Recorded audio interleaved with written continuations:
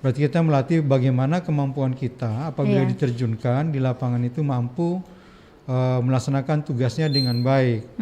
Antara lain misalnya kemampuan daripada pasukan khas kita untuk bisa menyelamatkan orang yang ditimpa musibah misalnya. Kemudian kita melaksanakan proses latihan dan menggunakan alutsista kita. Contohnya helikopter. Itu termasuk di dalamnya juga ya? Ya, termasuk di dalamnya ya, Pak ya. Jadi proses latihan ini sudah tersusun dengan baik sehingga nanti muaranya adalah profesionalisme prajurit di dalam melaksanakan tugas operasi militer selain perang. Salah satu contohnya adalah bagaimana kita dropping logistik ya yang tidak bisa dijangkau oleh transportasi darat.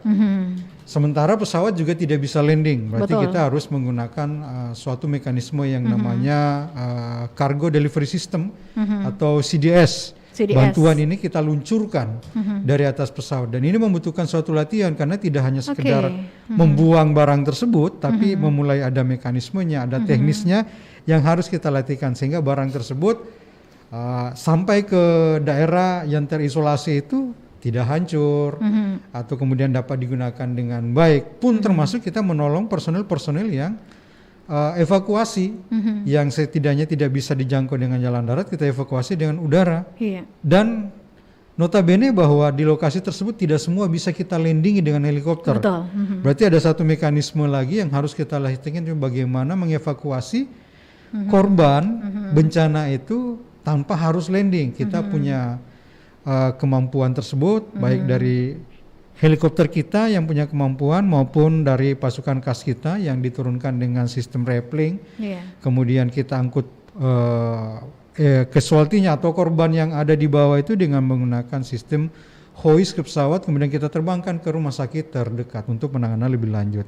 Ini semua harus membutuhkan suatu latihan dengan konsentrasi yang cukup tinggi karena cukup berisiko bagi kita sebagai prajurit dan juga berisiko bagi orang yang berada di bawah, sehingga memang benar-benar harus kita jalin latihan tersebut dengan sebaik-baiknya. Itu salah satu contoh saja, salah satu contoh dari beberapa kemampuan kita. Masih banyak kemampuan-kemampuan yang lainnya memang yang harus kita kuasai juga kuasai dan kita harus sampaikan juga ke khalayak umum bahwa memang TNI merang dari rakyat untuk rakyat, jadi mereka harus bisa juga berhak mereka tahu apa sih kemampuan Tentara Nasional Indonesia yang mereka banggakan kepada kita semua ini.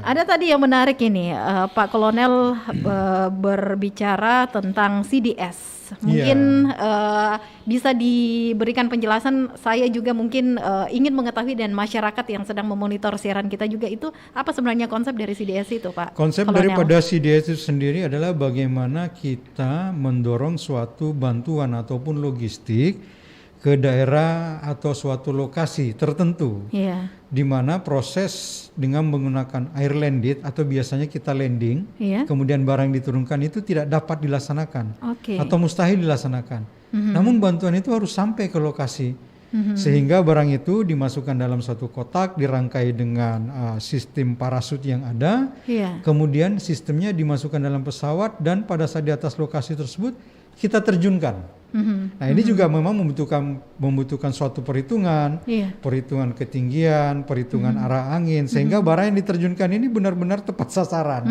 Artinya bukan hanya sekedar dibuang dari pesawat terus melayang kemana-mana, tidak sampai ke situ. Kasihan nanti orang yang membutuhkan di bawah. Harus lokasinya tepat, Pak Kolonel ya. Benar sekali. Jadi kita harus memperhitungkan arah angin, kecepatan pesawat dan ketinggian, dan semuanya harus kita latihkan. Ini melalui sistem CDS tersebut. Jadi container delivery. Cargo Delivery System.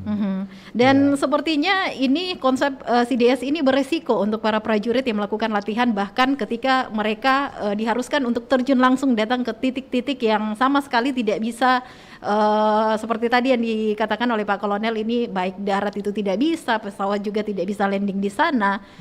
Memang sangat beresiko ya Pak ya? Ya, beresiko dari kita adalah karena memang pesawat ini dalam kondisi kecepatan tertentu yang mungkin kecepatannya tidak tinggi, harus disesuaikan. Kemudian dengan membuka pintu pesawat, dan kita ketahui bahwa terbang atau menerbangkan pesawat itu selalu dalam kondisi emergency karena di luar habitat kita sebagai manusia. Iya. Habitat kita kan di darat, namun kita mampu menerbangkan pesawat dengan teknologi yang ada. Sehingga teknologinya kita pelajari bagaimana melaksanakan tugas itu dengan baik dan aman. Nah, risiko seperti itu. Risiko yang lain ya memang ya jangan sampai kita membuang barang tersebut yang seharusnya dibutuhkan untuk pengungsi ataupun kebutuhan logistik perang yang lainnya kalau kita mungkin dalam kondisi perang. Tapi ternyata jatuhnya di lokasi musuh atau di lokasi yang jauh dari jangkauan tersebut. Terisolir daerahnya, justru ya. malah susah kita mencapai. Sehingga memang benar membutuhkan latihan, membutuhkan perhitungan yang cermat sekali. Dan koordinasi, kita harus koordinasi juga dengan di bawah, pasukan di bawah. Itu harus mampu mengarahkan pesawat. Dan itu semuanya kita latihkan. Bagaimana menghandle pesawat dari bawah dan bagaimana berkomunikasi dari atas. Saya hanya ingin katakan bravo TNI, luar biasa ya. Baiklah Pak Kolonel dan juga seluruh pendengar kita yang mungkin ingin berpartisipasi, saya nantikan dengan telepon Anda di 082133339440 ya, dan bisa langsung mengirimkan komentarnya juga lewat Facebook Pro 1 RRI Makassar, karena saat ini kami sedang live di siaran TNI Polri pendengar. Kita menyapa dulu ini dari Basri. Selamat sore katanya Mas Samba hadir monitor ya. Terima kasih Mas Basri, selamat sore. Ada juga Jai Pratama ini dari Kebumen ya. Bravo TNI ya. Ada juga yang juga sudah ikut berpartisipasi lewat Facebook Pro 1 RRI Makassar, ini dari Yuda Satria, Pak Kolonel, katanya anak buah hadir ya. Jadi mungkin terima kasih Mas Yuda. Kalaupun tidak datang di studio ini bersama dengan Pak Kolonel, ini mereka tetap bisa mendengarkan siaran kita dan memonitor siaran TNI Polri ya. Yang ingin berpartisipasi juga kami masih nantikan, karena saat ini kami masih bersama pendengar di kebersamaan kita di siaran TNI Polri untuk edisi hari ini. Lanjut lagi nih Pak Kolonel, kita tahu bersama kan sejak tahun 2019 hingga akhir tahun 2021, bahkan awal tahun baru ini di tahun 2022 banyak sekali bencana yang sudah terjadi. Sudah berapa kali ini dari pihak Kopsau 2 ini terjun langsung atau datang langsung ke tempat-tempat yang sangat membutuhkan, dalam hal ini notabene ada terjadi bencana di daerah tersebut, Pak? Ya, terima kasih Mbak Arti. Kalau kita berhitung berapa kalinya, setiap bencana pasti akan hadir kita di sana. Selalu karena langsung ya selalu, Pak ya? Karena pastikan yang saat ini yang paling siap untuk digerakkan adalah unsur dari Tentara Nasional Indonesia, bekerja sama juga tentunya dengan Kepolisian Republik Indonesia. Dan satu lagi bahwa perlengkapan kita cukup. Peralatan, kendaraan taktis kita yang mampu menembus daerah-daerah terisolir itu ada, sehingga memang TNI ini menjadi garda terdepan di setiap musibah yang ada. Kita mencatat kejadian ya, mungkin dulu kita dengar ada gempa bumi, tsunami di Palu ya. Ya, betul. Pertama kali pesawat yang landing dengan kondisi landasan yang tidak bisa di-landing oleh pesawat yang lain adalah pesawat dari TNI Angkatan Udara. Dan itu membawa perlengkapan logistik awal atau untuk tim aju, kemudian selanjutnya bekerja keras untuk menyiapkan landasan itu, memperbaiki kembali sehingga selanjutnya pesawat-pesawat yang lain sudah bisa masuk. Akhirnya bisa masuk. Jadi memang seperti itu. Kita juga bisa mencatat gempa bumi di Lombok, kemudian banjir bandang ya di beberapa daerah di Mamuju, Luwu Timur, di Kalimantan Selatan. Kadaran kita ini cukup hadir di sana bersama dengan matra yang lainnya, darat maupun laut, kita memang bersama-sama. Jadi kita tidak pernah bergerak secara sendiri-sendiri, tapi kita memang terkoordinasi, terintegrasi, jadi mengatasnamakan Tentara Nasional Indonesia. Meskipun yang terdepan masuk dalam setiap bencana itu pesawatnya TNI Angkatan Udara atau helikopternya kita, tapi tetap kita membawa nama Tentara Nasional Indonesia. Karena memang kita sama-sama ya prajurit rakyat, tentara rakyat kita yang untuk membantu musibah tersebut. Dan yang terakhir kita laksanakan kemarin di Semeru, evakuasi kita melaksanakan pasukan kita dari Lanut ABD, kemudian Paskas kita yang berada di Malang, semuanya langsung terjun langsung bergerak untuk mengevakuasi dan kita membuka posko-posko pengungsian, termasuk bantuan sosial. Yang paling dirasakan di sini adalah pada saat terjadi di Selayar, gempa bumi di Selayar ya. Yang baru-baru ini terjadi ya. nih, Okay. ya. Proses pengamatan kita membawa para pimpinan kita untuk melihat dan meninjau langsung di sana. Karena memang transportasi daratnya juga sudah agak susah ditembus, dari laut juga mungkin kondisi laut yang tidak memungkinkan dan butuh waktu yang lama, sehingga menggunakan helikopter kita untuk melaksanakan peninjauan dan beberapa dorongan logistik yang kita laksanakan. Jadi memang TNI tetap menjadi garda terdepan ya. Sampai dengan sekarang dan sampai kapanpun selama NKRI berdiri ya, Tentara Nasional Indonesia menjadi garda terdepan dalam membantu rakyat Indonesia. Semangat untuk TNI harus dan luar tetap biasa semangat. ya. Terima kasih Mbak Arti. Yang menarik juga Pak Kolonel, jika kita kaitkan, karena kan bencana itu tidak setiap hari terjadi ya. Apakah ada hal-hal juga atau kegiatan-kegiatan dari pihak Kopsau 2 ini untuk mengedukasi masyarakat bila mana terjadi bencana ini Pak Kolonel? Betul sekali. Jadi setiap saat kita turun ke lapangan, selain memberikan mereka bantuan, juga kita berusaha untuk memberikan suatu edukasi misalnya banjir. Kita mengedukasi bagaimana kita memelihara hutan kita. Kemudian edukasi misalnya gempa bumi, bagaimana kita ke sekolah-sekolah memberitahukan kalau terjadi gempa bumi itu kita harus berbuat apa, ke bawah meja, kemudian lari keluar pelan-pelan, tidak berebut. Kemudian kita juga di setiap perkantoran juga sudah menyiapkan assembling area, tempat berkumpul kalau terjadi gempa bumi, sehingga apabila memang dibutuhkan ya kita sudah mengikuti simulasi-simulasi yang ada tersebut, dan ini kita laksanakan di lapangan, langsung dilaksanakan oleh pasukan kita, termasuk bagaimana proses pemulihan psikologinya pasca bencana. Itu juga dipikirkan Pak Kolonel ya? Itu juga pasti kita pikirkan, bagaimana mereka trauma dan yang lainnya setelah pasca bencana itu mereka kita laksanakan proses traumatic healing. Traumatic healing. Ya, kita bekerja sama dengan dinas psikologi kita dari Angkatan Darat, Angkatan Laut maupun Angkatan Udara secara bersama-sama melaksanakan traumatic healing.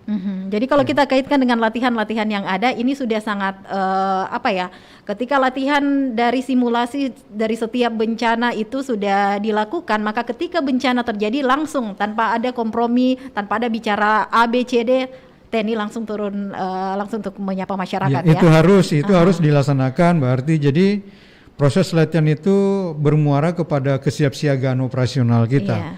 Siap siaga itu artinya 1 kali 24 jam kapanpun digerakkan mereka sudah siap.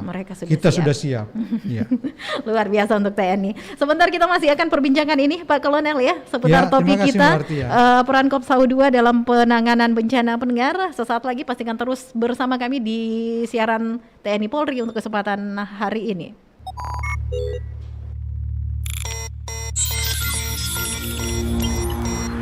FM Pro 1 RRI Makassar. Kanal Inspirasi.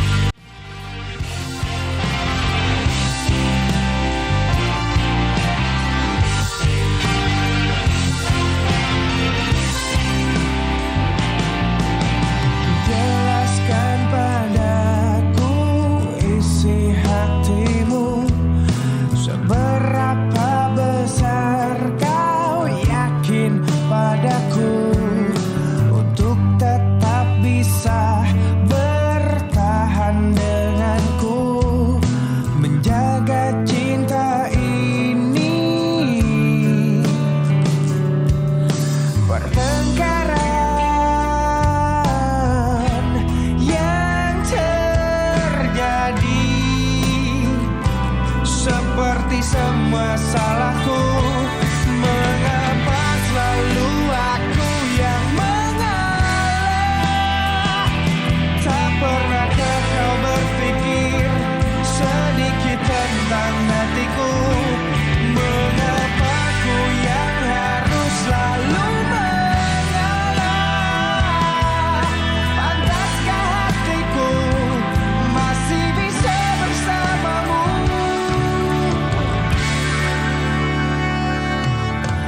Jelaskan padaku isi hatimu, seberapa besar kau yakin padaku untuk tetap bisa bertahan denganku, menjaga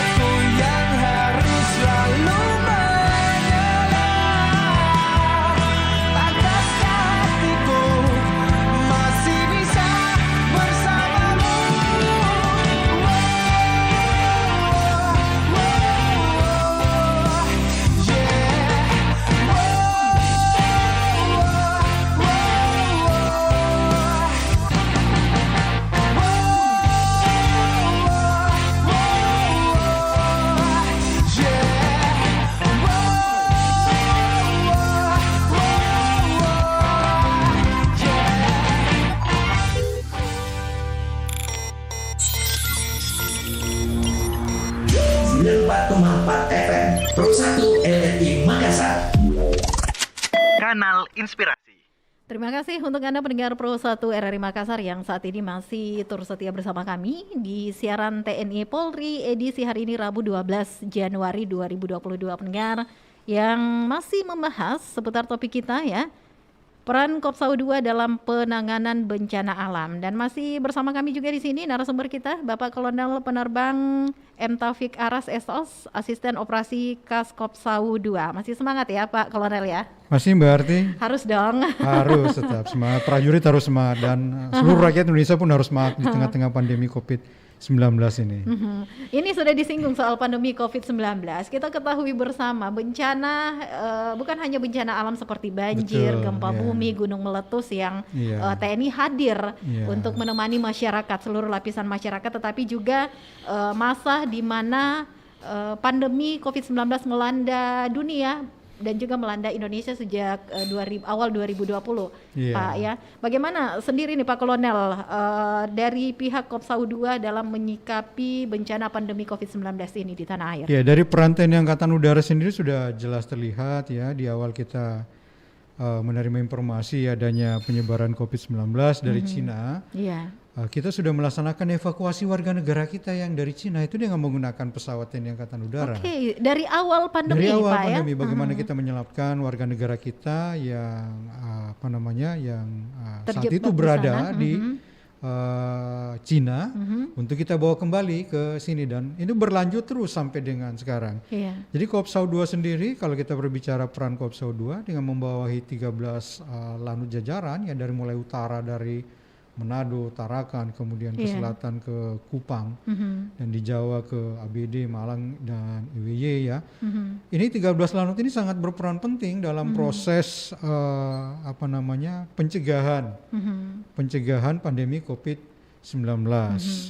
Contoh saja yang peran aktifnya adalah seluruh nakes kita gerakkan Iya. dan seluruh fasilitas kita gunakan.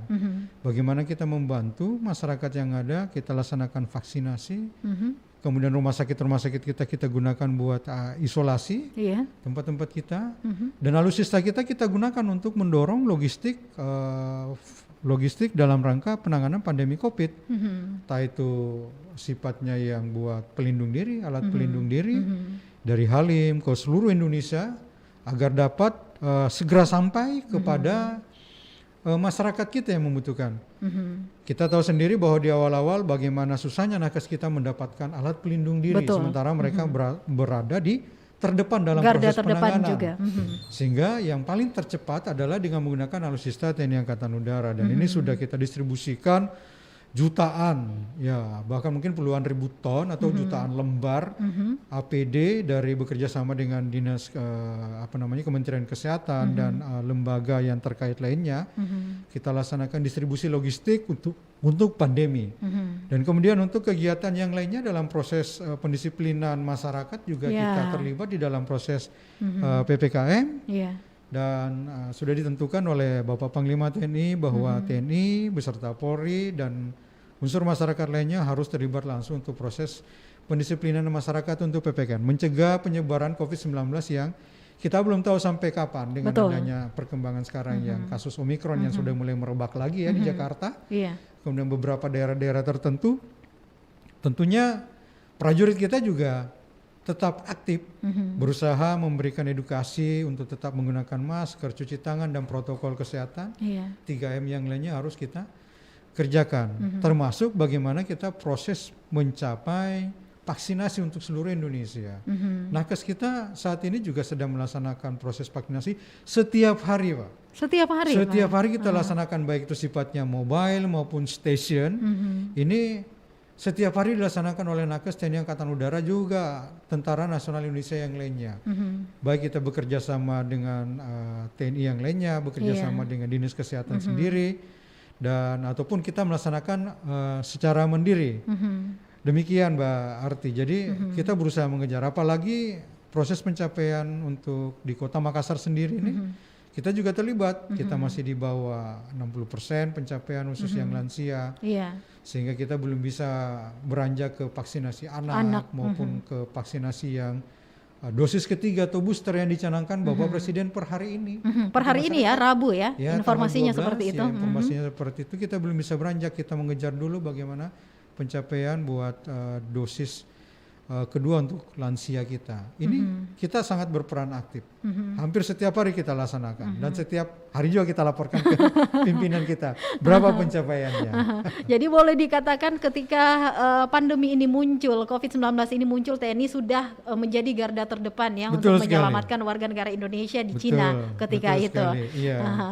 Ini kan sudah hampir 2 tahun ya Pak, Betul, pandemi ini masuk tahun melanda. kedua ya. Iya. Apakah TNI ini juga punya kiat-kiat khusus ini dalam menyampaikan kepada masyarakat, karena awal-awal memang mereka pada disiplin untuk menerapkan protokol kesehatan, memakai masker, jaga jarak, tetapi akhir-akhir ini kayaknya sudah mulai acuh terhadap prokes tersebut. Bagaimana ini Anda Iya, betul. menyikapinya Pak Kolonel? Ini suatu tantangan bagi kita. Tantangan, betul. Ya, betul, tantangan. Bagaimana kita bisa mengedukasi dengan cara yang persuasif, dengan cara yang baik agar mereka sadar.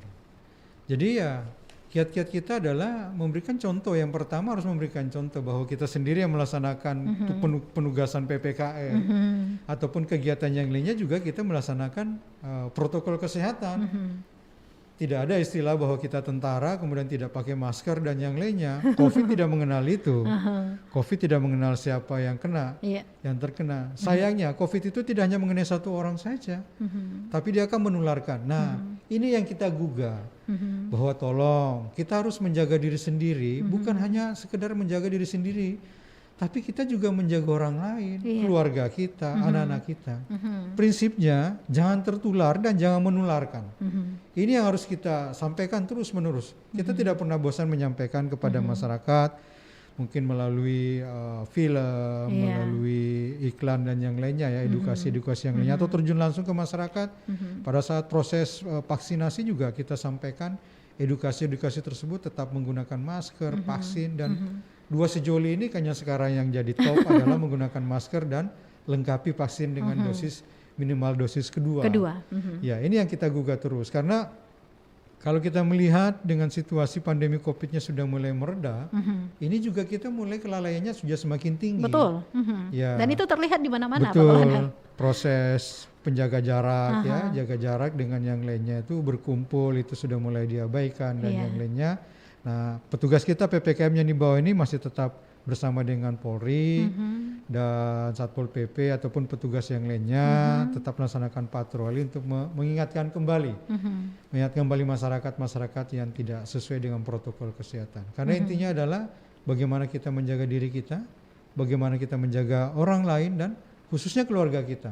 Alangkah sedihnya kalau ada keluarga kita yang hilang ataupun meninggalkan kita hanya COVID-19 karena dari sumber kelalaiannya adalah dari kita sendiri. Ini yang harus dipahami oleh seluruh masyarakat.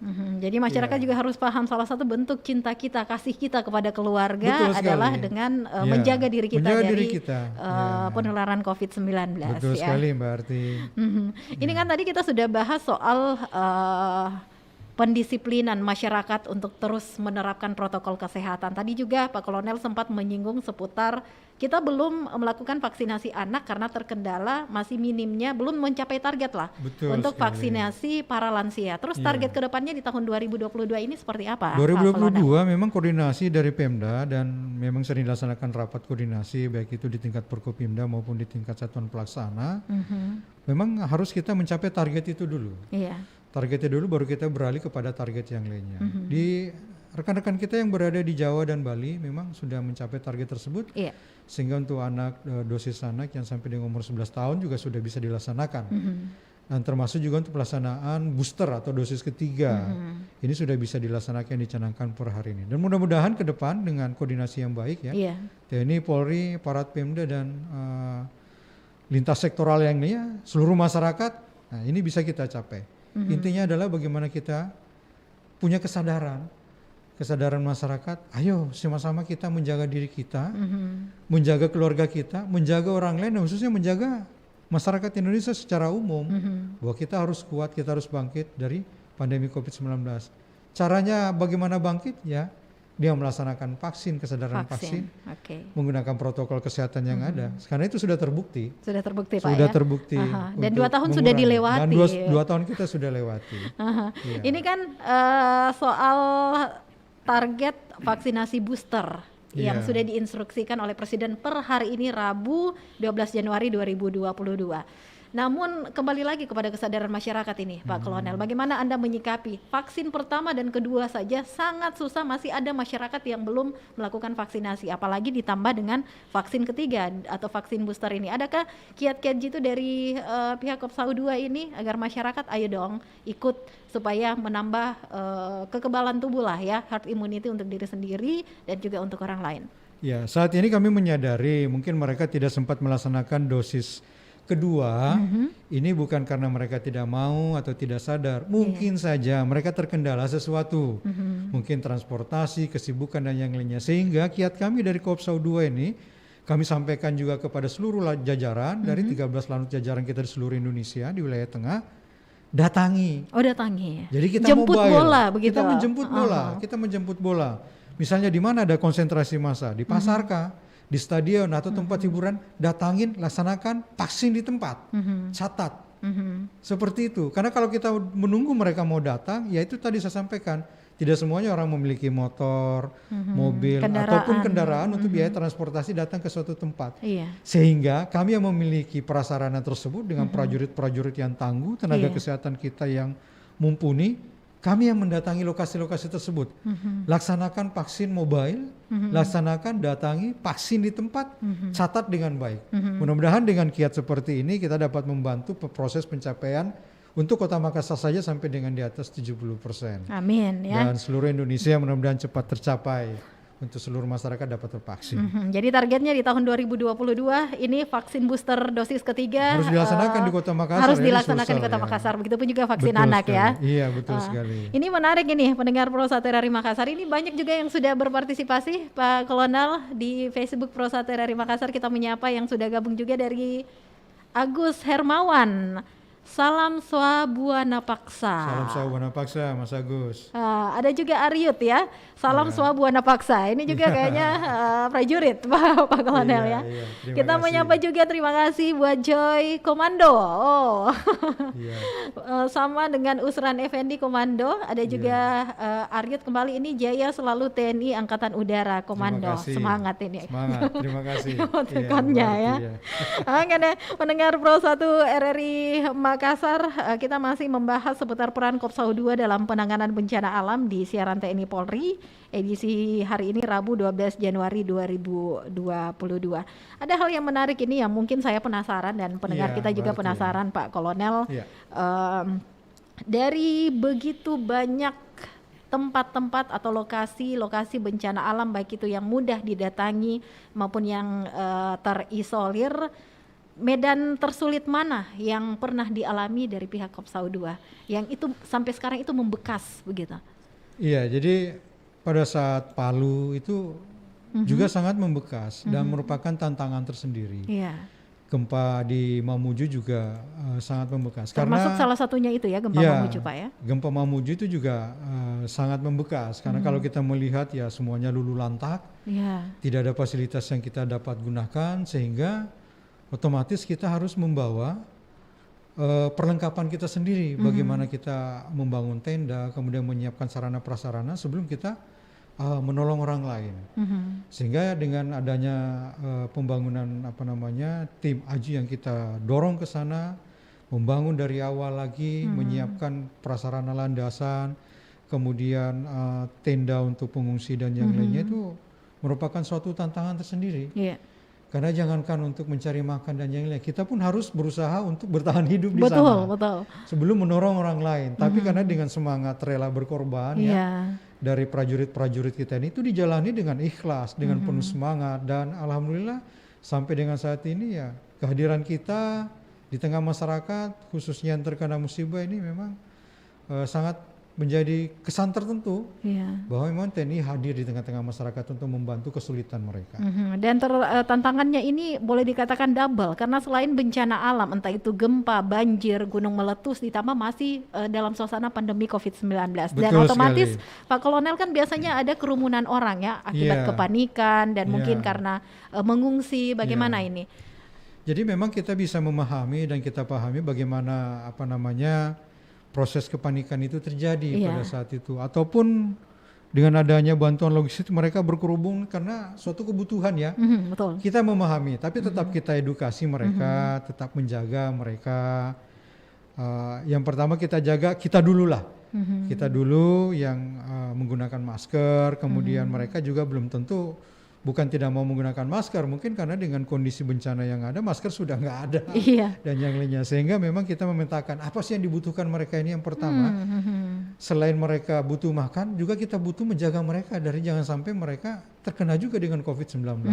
Dua hal itu yang menjadi urgensi kita dalam Betul. setiap bencana, penanganan bencana di masa pandemi COVID-19. Dua tantangan itu, bagaimana menyelamatkan mereka dari bencana, yang kedua bagaimana menyelamatkan mereka juga dari pandemi. COVID-19. Sehingga tim nakes kita benar-benar bekerja keras. Bekerja keras Bravo ya. untuk tenaga Bravo kesehatan kembali kita. untuk tenaga kesehatan dan juga TNI Iya, ya. TNI secara yang selalu keseluruhan. menjadi garda terdepan untuk menolong masyarakat. Iya, Baiklah, betul. Pak Kolonel, ini kita masih akan lanjutkan sebentar Iya. perbincangan kita di siaran TNI Polri untuk kesempatan hari ini. Pendengar tetap bersama kami di Pro 1 RRI Makassar, Kanal Inspirasi.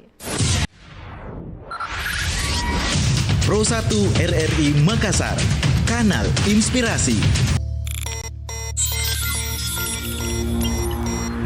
94,4 FM Pro 1 RRI Makassar.